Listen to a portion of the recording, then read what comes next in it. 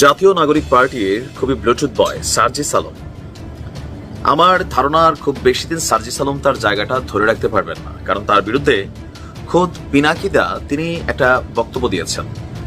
Even এই যে আওয়ামী লীগের মিছিলগুলো লম্বা হচ্ছে বা বড় হচ্ছে, এরকম নানান ইস্যুতে যে ব্যাকআপটা আসলে কোথায় থেকে হচ্ছে বা কেন হঠাৎ করে আওয়ামী লীগ রাজপথে নামার সুযোগ পাচ্ছে। ফেসিবাদের দূষর এবং বাংলাদেশ থেকে পালিয়ে যাওয়া শেখ হাসিনার সন্ত্রাসী বাহিনী ধীরে ধীরে আবার রাজপথে নামতে শুরু করেছে। রাজধানীর বিভিন্ন পয়েন্টে ঝটিকা মিছিল বের করতে দেখা গেছে ক্ষমতাচ্যুত আওয়ামী লীগকে। কেউ মুখে মাস্ক পরে, আবার কেউ কেউ মুখ খোলা রেখেই অংশ নিচ্ছেন মিছিলে। শুক্রবার ঢাকার উত্তরায় আওয়ামী লীগের ব্যানার একটি বড় মিছিল বের হয়ে উত্তরা ১ নম্বর মসজিদ এলাকায় এসে শেষ হয়। অগণিত ছাত্র জনতাকে হত্যা করে দেশ থেকে পালিয়ে যাওয়া এই সন্ত্রাসী বাহিনী ধীরে ধীরে রাজপথে যে নেমে আসছে, এই নেমে আসার আসলে নেপথ্যে কারণটা কি? করতে দেয়া হবে কিংবা কাকে করতে দেয়া হবে না রাজনীতি, তা নিশ্চয়ই বর্তমান সরকারের এখতিয়ার। আমি এই কারণে বলছি যে বর্তমান সরকার অন্তর্বর্তীকালীন সরকার হলেও তা নিশ্চয়ই একটি বিশেষ দলের পারপাস সার্ভ করছে। অতএব বেআইনি সবকিছু তাদের এখতিয়ারের মধ্যে পড়তেই পারে, কিন্তু বেআইনি কাজেরও তো একটি সীমা আছে। বাংলাদেশে কি নাটক চলতেছে? সারা বাংলাদেশ হচ্ছে নাটকের রঙ্গমঞ্চ। আর ঢাকা কি এখন হেডকোয়ার্টারে পরিণত হয়েছে? নারায়ণগঞ্জের মধ্যে গতকাল দেখলাম ডক্টর ইউনূসকে ক্ষমতায় রাখার জন্য মাস ফর ইউনূস একটি মঞ্চের ডাক দিয়েছে। সেখান থেকে বলতেছে সংবিধান সংস্কার করতে হবে। আসসালামু আলাইকুম রহমতুল্লাহ। সবাই কেমন আছেন? আশা করি সবাই অনেক অনেক ভালো এবং সুস্থ আছেন। সবাইকে স্বাগতম জানাচ্ছি আমাদের আরেকটি নতুন ভিডিওতে। প্রতিদিনের মতো আমি আপনাদের রিয়াদ ফারুকী আবারও চলে আসলাম নতুন একটা ভিডিও নিয়ে। দর্শক, আপনারা সবাই ইতিমধ্যে বুঝতে পেরেছেন আজকের ভিডিওটা কতটা গুরুত্বপূর্ণ হতে চলেছে। দেশের যে বর্তমানে যে রাজনীতির যে চলমান পরিস্থিতি চলতেছে তারই ধারাবাহিকতা আজকের ভিডিওর শুরুতে বেশ কিছু অংশ বিষয় থেকে বুঝতে পেরেছেন আজকের ভিডিওটা কতটা গুরুত্বপূর্ণ হতে চলেছে। তাই আমি আর বিষয়টা নিয়ে বিস্তারিত বলবো না, কারণ বিস্তারিত বলতে গেলে ভিডিওটা অনেক লম্বা হয়ে যাবে। তাই আমি সংক্ষেপে করার ক্ষেত্রে আপনাদেরকে মূল আলোচনা নিয়ে যাচ্ছি। তার আগে আপনাকে একটি অনুরোধ জানিয়ে রাখতে চাই, যারা আমাদের চ্যানেলটিতে এখনও নতুন আছেন প্লিজ দয়া করে আমাদের চ্যানেল সাবস্ক্রাইব করে সাথে থাকবেন। আর বেশি কথা না পারে আমরা ধারাবাহিকভাবে একটু ভিডিওটা দেখে আসবো। আজকের এই ভিডিওটার মাধ্যমে অনেক গুরুত্বপূর্ণ তথ্য জানতে পারবেন। চলুন আমরা একটু বিস্তারিত দেখে আসি। আসসালামু আলাইকুম। জাতীয় নাগরিক পার্টির খুবই ব্লুটুথ বয় সার্জিস আলম। আমার ধারণার খুব বেশি দিন সার্জিস আলম তার জায়গাটা ধরে রাখতে পারবেন না, কারণ তার বিরুদ্ধে খোদ পিনাকিদা তিনি একটা বক্তব্য দিয়েছেন। ইভেন এই যে আওয়ামী লীগের মিছিলগুলো লম্বা হচ্ছে বা বড় হচ্ছে, এরকম নানান ইস্যুতে যে ব্যাকআপটা আসলে কোথায় থেকে হচ্ছে বা কেন হঠাৎ করে আওয়ামী লীগ রাজপথে নামার সুযোগ পাচ্ছে। যেই ছেলেটা দিনরাত আওয়ামী লীগের 14 গোষ্ঠী উদ্ধার করে, যেই ছেলেটা কথায় কথা শেখ হাসিনার ফাঁসি চায়, সেই ছেলেটার বিরুদ্ধে কোথাও না কোথাও একটা আওয়ামী লীগের সাথে কানেক্টিভিটির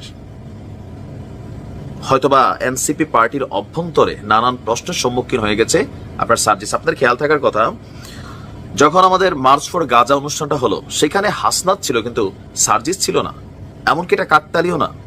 আমার কাছে মনে হয়েছিল সার্জিস ব্যস্ত, কিন্তু যখন পিনাকি বললেন যে হাসনাতের সাথে তোমার থাকার সুযোগ ছিল কিন্তু তুমি এখানে মাইনাস হয়ে গেছো, দ্যাট মিনস এনসিপির অভ্যন্তরে এই সার্জিসকে নিয়ে কিছু একটা ঘটছে। আচ্ছা, এর মাঝখানে আরো আলোচিত ঘটনা হচ্ছে জাতীয় নাগরিক পার্টির যুগ্ম মুখ্য সমন্বয়ক রাফিদ এম ভুইয়ার পদত্যাগ। তারই পদত্যাগটা সাধারণ পদত্যাগ না, তিনি একটা স্টেটাস দিয়েছেন যে স্টেটাসগুলোতে অনেক প্রশ্নবোধক চিহ্ন তৈরি হয়েছে। বিশেষ করে আওয়ামী লীগের যে মিছিল, আপনার এখানে লেখা হচ্ছে যে এয়ারপোর্টে আজ যে মিছিল হলো সেটার পিছে অন্তত গত 3 মাস ধরে কাজ করা হয়েছে। এই মিছিলগুলো যাতে হতে না পারে সেজন্য আমরা সবাই অনেক কাজ করেছি। রাতের আধারে কেউ গ্রাফিতি আঁকলেও তাকে আইডেন্টিফাই করা, উত্তরার কোথায় থাকে, ফান্ডিং কে দেয়, সব বের করেছি, কিন্তু ওদের এগেনস্টে কিছুই করা যায়নি। কেন কেন এদের এগেনস্টে কোনো কিছু করা যাচ্ছে না? ব্যাকআপটা কোথায়? তার বক্তব্য, প্রশাসন তো হেল্পফুল না, এটা একটা ব্যাপার, তবে প্রশাসন যাতে ঠিকমতো কাজ করতে না পারে সেজন্য উত্তরবঙ্গের 2 নেতা, নাম মেনশন করে নাই, উত্তরবঙ্গের নেতা হচ্ছে সার্জিস আর আরেকজন আছে নব্য দরবেশ, যার নাম আলোচনায় আসতেছে। যাই হোক, আমাদের আলোচনাটা সার্জিসকে নিয়ে। এই সমন্বয়কের বক্তব্য নাগরিক পার্টির, কিন্তু সে নর্মাল না, যে উত্তরবঙ্গের 2 নেতা ব্র্যাকেটে লিখছে একজন আবার অভ্যুত্থানের মহানায়ক ক্যান্ডিডেট অ্যাক্টিভলি কাজ করছে। কেন কাজ করতেছে? যে প্রশাসন যাতে ঠিকমতো কাজ করতে না পারে আওয়ামী লীগের বিরুদ্ধে, ছাত্রলীগের বিরুদ্ধে, সেই জন্য উত্তরবঙ্গের দুই নেতা এখানে অ্যাক্টিভলি কাজ করছে। একজন হচ্ছে এই অভ্যুত্থানের মহানায়ক মানে সার্জিস, লোকাল ছাত্রীদের নিয়ে টাকা খেয়ে পুনর্বাসন করছে। বুঝতে পারছি সার্জিসের বিরুদ্ধে অভিযোগগুলো দেখেন। ওই টাকা আবার রবিনহুডের মতন গরিবদের ঈদ বাজার করে নিজের প্রচারণা চালিয়েছে। সার্জি যখন ঈদের সময় তার এলাকায় গেছে বেশ কিছু কর্মকাণ্ড করছে, আর সেটাকেই প্রশ্নবোধক চিহ্ন দিয়েছে এই রাফিদ, যে টাকা খাচ্ছে কোথায়? ছাত্রীদের অনেক জায়গা থেকে ধান্দা হচ্ছে, আর এই টাকা দিয়ে আবার নিজের প্রচারণা চালাচ্ছে গরিবদের সহযোগিতা করে। গতকাল ওই ছাত্রী গ্যাংয়ের একজন এক ব্যবসায়ীকে অপহরণ করে ধরার পর ঠিকই তদবির করতে দুই নেতার একজনের নাম ভাঙিয়ে কল দিছে বাক্সাসের এক নেতা। বিষয়টা বুঝতে পারছেন? তলে তলে টাকা কি হচ্ছে? রাফিদ লেখেন এটাই বাস্তব, রাজনীতি করতে টাকা লাগবে, এদের একটা পলিটিক্যাল এস্টাবলিশমেন্ট আছে, ওইটা ধরতে হবে। আরে ব্যবসায়ী তো সবার সাথেই গুড রিলেশন, বলে আওয়ামী লীগের সেফ দেওয়া হবে যাতে মিছিল লম্বা হয়। সার্জিসের খেলা কিন্তু শেষ পর্যায়ে চলে আসতেছে। থাকে না মানে গ্রামের ভাষায় একটা কথা আছে, যে বেশি আল্লাহওয়ালা এটার ভিতরে ভেজাল থাকে। তো আমরা দেখছি হান্নান মাসুদ, সার্জিস, হাসনাত বা নাহিদরা প্রতিদিন প্রতিনিয়ত মানে মিডিয়া মানে আসলে স্বৈরাচার, ফেসিস্ট, ফাঁসি, আওয়ামী লীগ পুনর্বাসন নিষিদ্ধ, এটা সেটা, কিন্তু তলে তলে তাদের লোকই যখন এই ধরনের বক্তব্য দেয়, সার্জিসের কিন্তু গেম ওভারের দিকে যাচ্ছে, দলের মধ্যে কোণঠাসা হয়ে পড়ে গেছেন। আরো একটা মজার বিষয় হচ্ছে সার্জিস যখন হাসনাতের এগেনস্ট গিয়া সেনা প্রধানের বক্তব্যে সাপোর্ট করলেন, সেটাও একটা বড় বিষয় হিসেবে দলের ভিতরে কানেক্টেড হয়েছে। সবকিছু মিলিয়ে সার্জিসের ক্যারিয়ার খুব বেশি দিন লাগবে না শেষ হইতে, কারণ ওয়ান্সে আওয়ামী লীগ অলওয়েজে আওয়ামী লীগ এই জিনিসটা থেকে বের হওয়া, বা আপনি বের হতে চাইলেও আপনার বের হইতে দেওয়াটার সুযোগ নাই।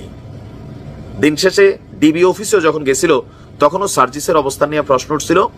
প্রতি ক্ষেত্রেই সার্জিস কানেক্টেড হয়ে যাচ্ছে। আসলে কি তাই যে আওয়ামী লীগকে ব্যাকআপ দিচ্ছে তলে তলে সার্জিস? চাঞ্চল্যকর তথ্য প্রমাণগুলো কি এগুলোর ইঙ্গিত দিচ্ছে, নাকি সার্জিস রাজনৈতিকভাবে দলটির অন্য নেতাদের দ্বারা কোণঠাসা হচ্ছেন? সময় বলে দিবে। ভালো থাকুন। আসসালামু আলাইকুম।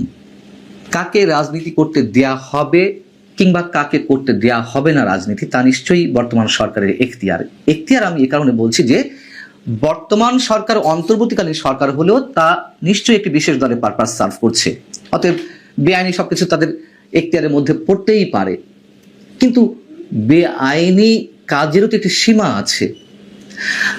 আওয়ামী লীগ সরকারের সময় আমরা দেখেছি 15 বছর ধরে দু একটি ব্যতিক্রমী ঘটনা ছাড়া আওয়ামী লীগ জামায়াতে নেতাকর্মীরা যখনই মিছিল নিয়ে রাজপথে নেমেছে, তাদের ব্যানার কেড়ে নেওয়া হয়েছে, তাদের উপর হামলা করা হয়েছে, আটক করা হয়েছে, গায়েবী মামলা দেওয়া হয়েছে। এর কারণটি কি? কারণ নিশ্চয়ই আওয়ামী সরকারের ঊর্ধ্বতর কর্তৃপক্ষের নির্দেশনা ছিল, তাই পুলিশ এই কাজগুলো করেছে। অথবা পুলিশ কখনো কখনো বা নিজ উদ্যোগে আওয়ামী বিরোধী রাজনীতিবিদদের উপরে স্টিম রোলার চালিয়েছে, এই কারণেই যে তারা যতটা এই কাজ করেছে তার জন্য ঠিক সমপরিমাণ পুরস্কৃত হয়েছেন পুলিশ সদস্যরা, এবং পুরস্কৃত হয়ে তারা আরো বেশি উৎসাহিত বোধ করেছেন। ধরে আনতে বললে তারা বেঁধে নিয়ে এসেছেন। আওয়ামী লীগ তো ফ্যাসিস্ট ছিল, এই কারণেই তাদেরকে ফ্যাসিস্ট বলা হচ্ছে, তাই না? আওয়ামী লীগ তো স্বৈরাচার ছিল, এই কারণেই বলা হচ্ছে। তাহলে বর্তমান স্বরাষ্ট্র উপদেষ্টা মিস্টার জাহাঙ্গীর আলম কিভাবে এই নির্দেশনা দেন যে আওয়ামী লীগের কোনো প্রকার ঝটিকা মিছিল বের হলে বা তারা কোনো প্রকার কর্মকাণ্ড করলে তার বিরুদ্ধে পুলিশ সদস্যরা নিষ্ক্রিয় বসে থাকলে তাদের বিরুদ্ধে ব্যবস্থা নেওয়া হবে? প্রথমে বলছিলাম যে বেআইনি কাজেরও তো বা বেআইনি কাজের নির্দেশ দেওয়ারও তো একটা সীমা আছে। তাহলে কি এই সরকার স্বৈরাচারিত্ব ফ্যাসিস্ট শক্তির যে যে সংজ্ঞা তার সবকিছু ছাড়িয়ে যাচ্ছে? সম্প্রতি রাজধানীতে আওয়ামী লীগ বা এর বিভিন্ন অঙ্গ সংগঠনের ঝটিকা মিছিল বেড়ে গেছে এবং মিছিলে তাদের নেতাকর্মীদের অংশগ্রহণও দিন দিন বাড়ছে। তাতে সরকারের মাথা খারাপ হয়ে গেছে। কেন মাথা খারাপ হয়ে গেছে একটু ইঙ্গিত দিয়েছি, পরে আবার একটু ব্যাখ্যা করব।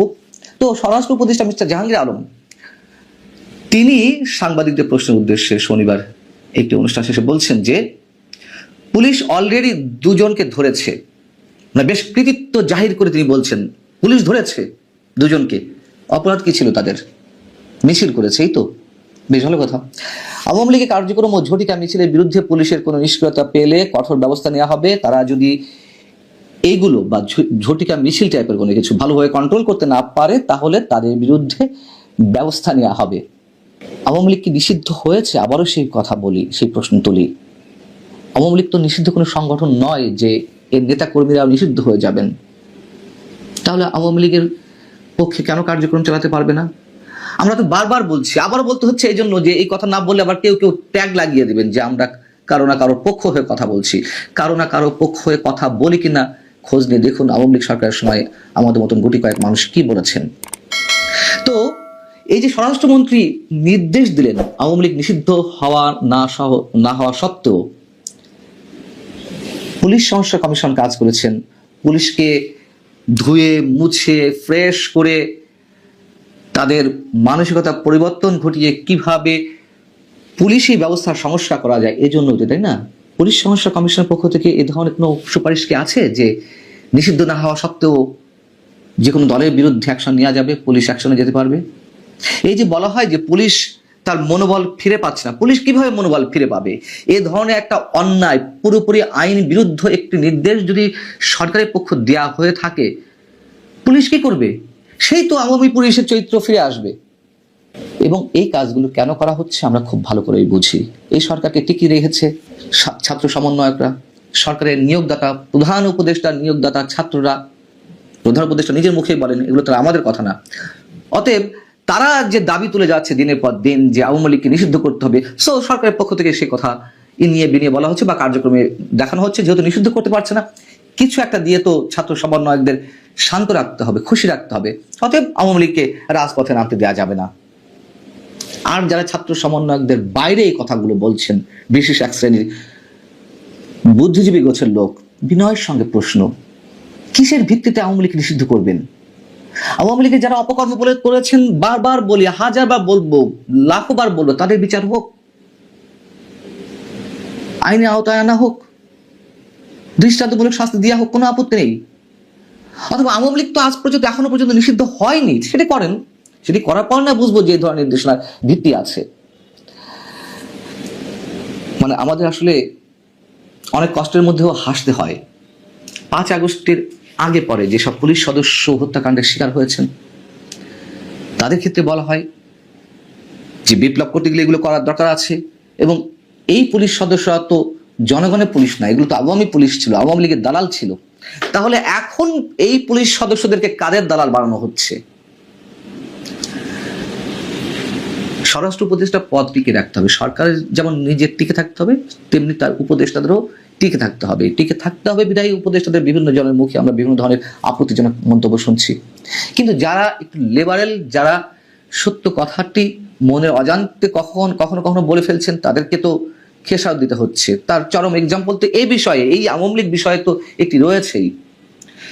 8 আগস্ট বর্তমান সরকার শপথ নিল, 12ই আগস্ট সেই সরকারের স্বরাষ্ট্র উপদেষ্টার শপথে নেওয়া ব্রিগেডিয়ার সাখাওয়াত হোসেন মন্তব্য করেছিলেন যে আওয়ামী লীগের মধ্যে অনেক ভালো লোক আছেন, তাদেরকে সামনে এনে রিফাইন করে আওয়ামী লীগকে রাজনীতিতে আসতে হবে। এই কথা কেন বলা হলো তার কারণে তো আমরা জানি যে স্বরাষ্ট্র উপদেষ্টা, তৎকালীন স্বরাষ্ট্র উপদেষ্টা ব্রিগেডিয়ার জেনারেল সাখাওয়াত হোসেনকে তার পদ থেকে সরিয়ে দেওয়া হয়েছিল। তো সেই অভিজ্ঞতা নিশ্চয়ই বর্তমান স্বরাষ্ট্র উপদেষ্টা মিস্টার জাহাঙ্গীর আলমে রয়েছেন। তিনি কি আর বিপদে পড়বেন? তিনি তো অনেক বুদ্ধিমান মানুষ। ব্রিগেডিয়ার সাখাওয়াত হোসেন না হয় মাথা মোটা মানুষ ছিলেন, সত্য কথা বলে ফেলেছেন, কিন্তু অভিজ্ঞতা তো বর্তমান স্বরাষ্ট্র উপদেষ্টা রয়েছে। অতএব তিনি কেন পদ হারাতে চাইবেন এসব কাজ না করে? এ ধরনের ঘোরতর আইন বিরুদ্ধ নির্দেশনা দিয়ে, মানে না দিয়ে কেন টিকে থাকবেন? দিয়ে টিকে থাকতে হবে। উনি চাঁদাবাজি বন্ধ করতে পারেন না, যেই চাঁদাবাজির বিরুদ্ধে মানুষ অতিষ্ঠ হয়ে গেছে। উনি আওয়ামী লীগ নিষিদ্ধ করতে আসেন, আওয়ামী লীগের নেতা কর্মীদের সব কার্যক্রম বন্ধ করতে আসেন। এবং চাঁদাবাজি কেন বন্ধ হচ্ছে না তাও বিএনপির কোনো নেতা কর্মী বলছেন। বিএনপির গায়ে অতিমাত্রায় গন্ধ মাখছে, সত্যতাও রয়েছে নিশ্চয়ই, কিন্তু যে পরিমাণ বলা হচ্ছে সেক্ষেত্রে বিএনপি যদি বলছে যে আমাদের অনেক নেতাকর্মীর নামে অভিযোগ রয়েছে, কিন্তু এমনও কেউ কেউ রয়েছে যারা বিএনপি রাজনীতির সঙ্গে যুক্ত নন, বাট বিএনপির নাম ভাঙিয়ে তারা চাঁদাবাজি করছেন, তাদেরকে কেন ধরা হচ্ছে না? অথবা বিএনপির যারা চাঁদাবাজি করছেন তাদের বিরুদ্ধে তো দলের পক্ষ থেকে কিছু কিছু অ্যাকশন নেওয়া হচ্ছে, কিন্তু সরকার কেন তাদেরকে আটক করছে না, গ্রেপ্তার করছে না? খুবই যৌক্তিক প্রশ্ন। সরকার চুপ করে আছে, মানে এগুলো করে বিএনপির বিরুদ্ধে মানুষের ক্ষোভটি জন্ম নিক। আর ছাত্ররা তো করছেই, যারা নতুন দল গঠন করেছে তাদের নেতাকর্মীরা করছে, তাদের বিরুদ্ধে কিছু করছে না, কিন্তু সবকিছু এসে বিএনপির গায়ে দোষ চাপানোর একটা প্রাণান্তকর চেষ্টা। জামাত আসসালামু আলাইকুম, আমার চ্যানেলে আপনাদের সকলকে স্বাগত। বাংলাদেশে কি নাটক চলতেছে? সারা বাংলাদেশ হচ্ছে নাটকের রঙ্গমঞ্চ।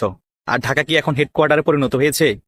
নারায়ণগঞ্জের মধ্যে গতকাল দেখলাম ডক্টর ইউনূসকে ক্ষমতায় রাখার জন্য মার্চ ফর ইউনূস একটি মঞ্চের ডাক দিয়েছে। সেখান থেকে বলতেছে সংবিধান সংস্কার করতে হবে, চিকিৎসা খাত সংস্কার করতে হবে, পুলিশকে সংস্কার করতে হবে, আরো কত কি বিষয় সংস্কার করতে হবে।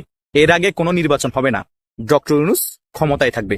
এদের এই সংস্কার দেখে মনে হলো ডক্টর ইউনূসকে একেবারে বাংলাদেশের প্রধানমন্ত্রী হিসেবে আমৃত্যু ঘোষণা দেয়া হোক। যতদিন ডক্টর ইউনূস মারা যাবে না ততদিন ডক্টর ইউনূস বাংলাদেশ শাসন করবে। বলতে গেলে একনায়কতন্ত্র হিসেবে ঘোষণা দেয়া হোক। আর এদের সংস্কার এগুলা করতে হলে ডক্টর ইউনূসকে আবার জন্মগ্রহণ করে আরো 87 বছর বেঁচে থাকতে হবে, তারপরে বাংলাদেশে সব সংস্কার সম্ভব। কারণ যে সংস্কারের কথা বলতেছে, আর অন্তর্বর্তীকালীন সরকারের মেয়াদ এতদিন হওয়ার কোনো দরকার নেই। আর কোন দেশের মধ্যে একটি অনির্বাচিত সরকার এত বছর ক্ষমতায় থাকতে পারে না। অলরেডি 8 মাস চলে গিয়েছে। ওরা কি সংস্কার করেছে এই সরকার, যে আমরা এই সরকারের কাছ থেকে আরো অনেক কিছু আশা করব? তারা চাচ্ছে কি আওয়ামী লীগ নিষিদ্ধ।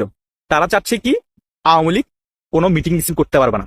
যতক্ষণ পর্যন্ত আওয়ামী লীগ নিষিদ্ধ হবে না ততক্ষণ বাংলাদেশ আওয়ামী লীগের মিটিং মিছিল করার অধিকার রয়েছে। আবার এদিক দিয়ে পুলিশকে লিলিয়ে দিতে চাচ্ছে যে পুলিশ বাংলাদেশ আওয়ামী লীগের মিছিল যাতে দমন করে, আর যদি দমন করতে ব্যর্থ হয় সেই সকল পুলিশের বিরুদ্ধে ব্যবস্থা নেওয়া হবে। এদিকে ডিএমপির কমিশনারও বক্তব্য দিয়ে দিয়েছে যে পুলিশের হত্যার বিচার হওয়ার আগ পর্যন্ত আওয়ামী লীগের মিটিং মিছিলে বাধা দেওয়া হবে না। প্রথম আলো দিয়ে একটি নিউজ ছড়ানো হয়েছে। এটা কি আসলে সত্যি নাকি গুজব এখনো শিওর হওয়া যায়নি। তো এই যদি হয় এই সরকারের অবস্থা, এই সরকারের কাছ থেকে আমরা কি আশা করতে পারি আর কি সংস্কার আশা করতে পারি? আবার এই সরকারকে টিকিয়ে রাখার জন্য নাকি অনেক গোষ্ঠী আন্দোলন করবে, যাতে বিএনপি আন্দোলনে না নামতে পারে, আওয়ামী লীগ বিক্ষোভ মিছিল না করতে পারে। আমরা এসব ব্যাপার দেখে হাসবো নাকি কানবো? জনগণ পড়ে গেছে কোণঠাসা অবস্থায়। জনগণ আজকে এদিকে যাবে না ওদিকে যাবে তার কোনো ঠিক ঠিকানা নেই। তারা ঘরে বসে বসে কান্না করা ছাড়া কোনো উপায় নেই। কান্না করবে না কেন? অনেক গার্মেন্টস শ্রমিকের এখনো বেতন হয়নি, অনেক গার্মেন্টস খাত বন্ধ হয়ে গিয়েছে, জীবিকা বন্ধ হয়ে গিয়েছে অনেক মানুষের। দ্রব্যমূল্যের যে পরিমাণ ঊর্ধ্বগতি হচ্ছে, মানুষ কিছুদিন পরে না খেয়ে মরবে। বলতে গেলে দুর্ভিক্ষ আসতেছে বাংলাদেশে, সেদিকে আমরা খেয়াল রাখতেছি না। আমরা ডক্টর ইউনূসকে ক্ষমতায় রাখার জন্য আন্দোলনে নামবো বলতেছি, আবার কেউ চাচ্ছি ডক্টর ইউনূসকে হটিয়ে বা ডক্টর ইউনূসকে আন্দোলনের ভয় দেখিয়ে নির্বাচন করানোর প্রক্রিয়ায় বসে আছি। এই যদি আমাদের রাজনৈতিক অবস্থায় বাংলাদেশের জনগণ কি করবে? জনগণের এসব ফেস করার দরকার ছিল। জনগণ 5 আগস্ট যে একটি ষড়যন্ত্রমূলক কাজে অংশগ্রহণ করেছিল, না বুঝে ব্রেনওয়াশ হয়ে, জনগণ আরো কিছুদিন বোঝার দরকার আছে যে আমরা যে ভুলটা করেছি এখন সেজন্য আমরা এই খেসারতটা দিচ্ছি। তারপরে গিয়ে চিন্তা করা যাবে আওয়ামী লীগ আবার রাজনৈতিক মাঠে ফিরে জনগণের সকল আশা আকাঙ্ক্ষা পূরণ করবে। এটাও আমরা চাই, জনগণও চাই, কিন্তু জনগণ আর একটু বুঝার প্রয়োজন রয়েছে। কিন্তু এরা যে মার্চ ফর ইউনূসকে ক্ষমতায় রাখার জন্য যেসব কথাবার্তা বলতেছে, সংস্কারের কথা বলতেছে, ডক্টর ইউনূস আরো অনেক বছর ক্ষমতায় থাকুক, 5 বছর থাকুক, আমৃত্যু থাকুক, এগুলো হাস্যকর ব্যাপার। এই সকল থেকে আমাদের বাহির হয়ে আসতে হবে। তা না হলে জনগণ খেপে গেলে কেউ দমিয়ে রাখতে পারবে না। কেন আওয়ামী লীগ বিএনপি নামা লাগবে না, জনগণই পিছিয়ে ফেলবে। এসব কথিত মার্চ ফর ইউনূস, এসব নারায়ণগঞ্জের মধ্যে বসে বসে, বিভিন্ন ঢাকার মধ্যে বসে বসে 20 জন হয় না লোক, এদেরকে হাতে গোনা 2-3 হাজার জনগণ নামলে এনাফ, পিছিয়ে ফেলবে ডাইরেক্ট। আওয়ামী লীগ বিএনপি লাগবে না। সাধারণ জনগণ কিভাবে আন্দোলন করতে হয় 5 আগস্ট দেখিয়েছে। আবার যদি দেখানো লাগে আবারও মাঠে নামবে। আরেকটি হাস্যকর বিষয় দেখলাম, 10-20 জন নিয়ে লাঠি মিছিল করতেছে আওয়ামী লীগের বিরুদ্ধে। আওয়ামী লীগ নিষিদ্ধ করা হোক, আওয়ামী লীগ যাতে মিছিল না করতে পারে। এসব জিনিস করে মানুষ হাসানোর কোনো দরকার নাই। এটা আওয়ামী লীগের অপমান, তোমাদেরও অপমান। তাই এসব থেকে বিরত হওয়াই শ্রেয়। ডক্টর ইউনূসকে প্রেসার দেওয়া দরকার একটি সুষ্ঠু নির্বাচনের ব্যবস্থা করা, এবং আওয়ামী লীগ যাতে নির্বাচনে অংশগ্রহণ করে রাজনীতি করতে পারে সেটার ব্যবস্থা করা। এটাই জনগণের জন্য কল্যাণ হবে। 5 আগস্ট যা হয়ে গিয়েছে, কিন্তু এখন বাস্তবতার প্রেক্ষাপট মেনেই আমাদের সামনে এগোতে হবে। সেটাই এই সরকারের জন্য মঙ্গলজনক, জনগণের জন্য মঙ্গলজনক। ধন্যবাদ সকলকে। ফেসিবাদের দোসর এবং বাংলাদেশ থেকে পালিয়ে যাওয়া শেখ হাসিনার সন্ত্রাসী বাহিনী ধীরে ধীরে আবার রাজপথে নামতে শুরু করেছে। রাজধানীর বিভিন্ন পয়েন্টে ঝটিকা মিছিল বের করতে দেখা গেছে ক্ষমতাচ্যুত আওয়ামী লীগকে। কেউ মুখে মাস্ক পরে, আবার কেউ কেউ মুখ খোলা রেখেই অংশ নিচ্ছেন মিছিলে। শুক্রবার ঢাকার উত্তরায় আওয়ামী লীগের ব্যানার একটি বড় মিছিল বের হয়ে উত্তরা 1 নম্বর মসজিদ এলাকায় এসে শেষ হয়। অগণিত ছাত্র জনতাকে হত্যা করে দেশ থেকে পালিয়ে যাওয়া এই সন্ত্রাসী বাহিনী ধীরে ধীরে রাজপথে যে নেমে আসছে, এই নেমে আসার আসলে নেপথ্যে কারণটা কি? দেখবেন, সদ্য বাংলাদেশের রাজনীতিতে কিছু ঘটনা বা কিছু পট পরিবর্তন হয়েছে। যে পট পরিবর্তনগুলো করেছে বাংলাদেশের জাতীয়তাবাদী দল বিএনপি। বাংলাদেশের জাতীয়তাবাদী দল বিএনপি চাচ্ছে খুব দ্রুততার সহিত একটি নির্বাচন করে তারা রাষ্ট্র ক্ষমতায় যেতে। কিন্তু জুলাই আগস্টের যে রক্তজোড়া সংগ্রাম, সেই সংগ্রামটি ভুলে গিয়েছে। সেই সংগ্রামটির কিছু মৌলিক কার্যক্রম আছে, যে কার্যক্রমগুলো একেবারেই যদি কিছুটা সমাপ্ত না করে তারা রাষ্ট্র ক্ষমতায় যায়, তাহলে সেটা এই ছাত্র জনতার যে আত্মত্যাগ, সেই আত্মত্যাগের সাথে বেইমানি করা হবে। কিন্তু তারা সেটা মানতে চাচ্ছেন না। মানতে না চাওয়ার আসলে অনেকগুলো কারণ আছে। এই যে বাংলাদেশের জাতীয়তাবাদী দল বিএনপির যে সাংগঠনিক অবস্থা এবং তার নেতাকর্মীদের যে উশৃঙ্খল আচরণ, এই সমস্ত বিষয়গুলো দেখে তারা ভাবছেন যে যদি তারা আর কিছুদিন অপেক্ষা করেন বা দেরি করেন, তাহলে রাষ্ট্র ক্ষমতায় যাওয়াটা বিএনপির জন্য কঠিন এবং কঠোর একটি জায়গায় পৌঁছাবে। সেই জন্য হয়তো তারা চাচ্ছেন যে কোনো মূল্যই হোক না কেন ডিসেম্বরের মধ্যে একটি নির্বাচন। অন্তর্বর্তীকালীন সরকারের প্রধান উপদেষ্টা ডক্টর মোহাম্মদ ইউনূসের সাথে সাক্ষাৎ করলেন। সাক্ষাৎ শেষে মির্জা ফখরুল ইসলাম আলমগীর বের হয়ে এসে বললেন যে তারা সন্তুষ্ট না, তারা অসন্তুষ্ট। এছাড়াও বাংলাদেশ জাতীয়তাবাদী দল বিএনপির বিভিন্ন পর্যায়ের নেতারা রাজপথে বিভিন্ন সভা সমাবেশে তারা বক্তব্যের মাধ্যমে বলছেন যে এই সরকারকে কিভাবে টেনে নামাতে হয়, কিভাবে নির্বাচন আদায় করে নিতে হয়, এটি তারা করবেন। তারা রাজপথের আন্দোলনে নামবেন, রাজপথে সংগ্রামে নামবেন।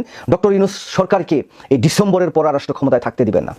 এই যে এই সরকারের বিরুদ্ধে, মানে ডক্টর মোহাম্মদ ইউনূস সরকারের বিরুদ্ধে বিএনপির একটি যে কঠিন অবস্থান বা কঠিন একটি মনোভাব, এই মনোভাবটিকে পুঁজি করে এই বর্তমান ফেসিবাদী যে দোসররা আছেন তারা একটা আশকারা পেয়েছেন। আরে বিএনপি তো এই ইউনূসের সরকারের বিপক্ষে দাঁড়িয়ে গেছে। বিএনপি এখন আমাদের বিরুদ্ধে আর কোনো অবস্থানে নাই।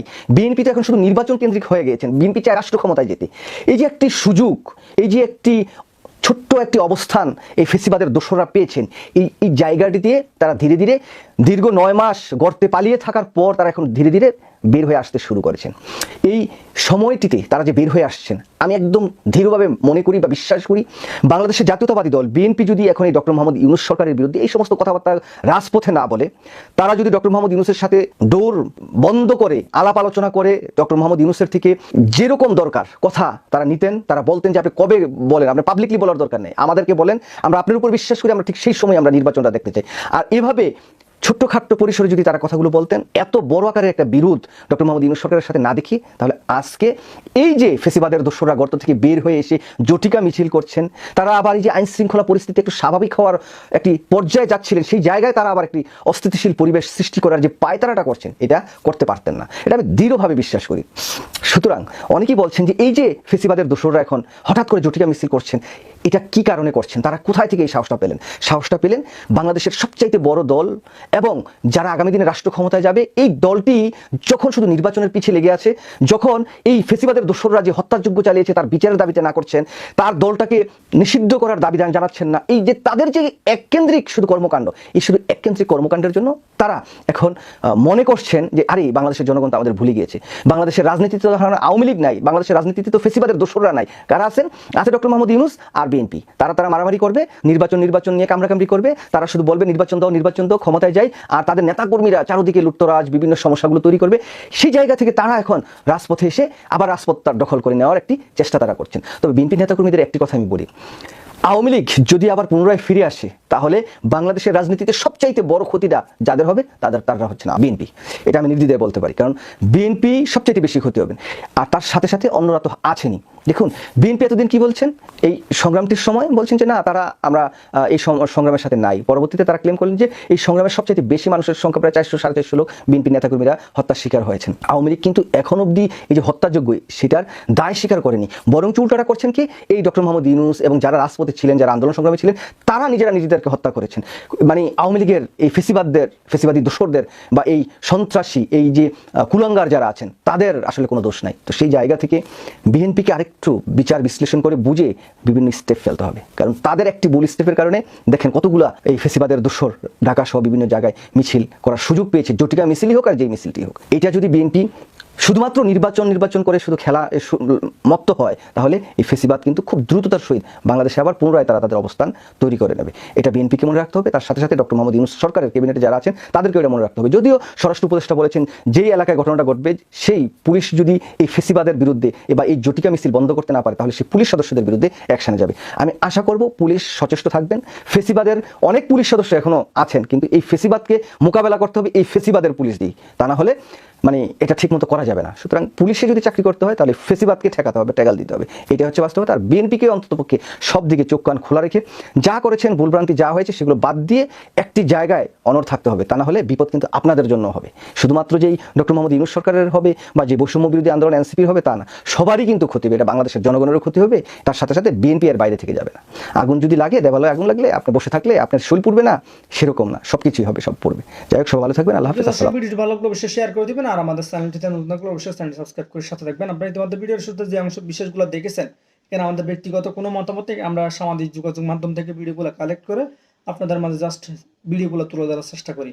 ভিডিওটি ভালো লাগলে অবশ্যই শেয়ার করে দিবেন, এই বিষয়ে আপনার মতামত দ্রুত কমেন্টে জানিয়ে ফেলুন। ধন্যবাদ সবাইকে, আল্লাহ হাফেজ।